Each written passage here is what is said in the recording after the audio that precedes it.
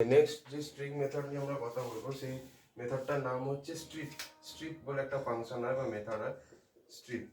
এর কাজ কি? এর কাজ হচ্ছে তোমার বেসিক্যালি এমটি স্পেস, ধরো একটা স্ট্রিং এর বাঁ দিকে এবং ডান দিকে এমটি স্পেস আছে, ওইগুলোকে রিমুভ করে দেবে। ফর এক্সাম্পল ধরো তোমার একটা স্ট্রিং আছে এত বড়, যার এখানে জাস্ট একটাই নাম।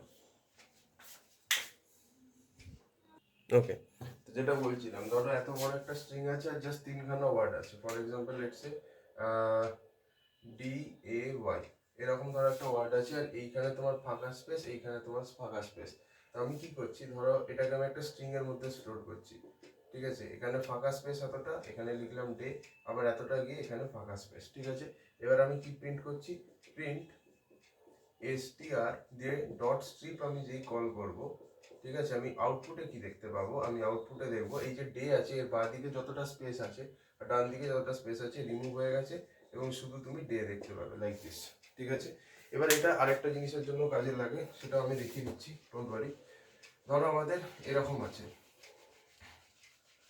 এরকম আছে ধরো যে, হ্যাঁ, লেটস সে আমাদের যে স্ট্রিংটা আছে সেটা হচ্ছে হ্যালো, বাট তার আগে এরকম দুটো ডলারের সাইন আছে, হ্যালো, আবার এখানেও দুটো ডলারের সাইন আছে, ঠিক আছে? এবার আমি কি করছি, প্রিন্ট করব। এবার আমি ডলারগুলোকে রিমুভ করতে চাই স্ট্রিং এর আগে এবং পরে। তাহলে আমি কি করব, প্রিন্ট str ডট স্ট্রিপ বলে তো লিখবো, কিন্তু এখানে ব্র্যাকেটে আমাকে যে ক্যারেক্টারটাকে রিমুভ করতে হবে সেই ক্যারেক্টারটা লিখতে হবে, উইচ ইজ ডলার। সো আমি ডলার বলে এরকম ভাবে লিখলাম।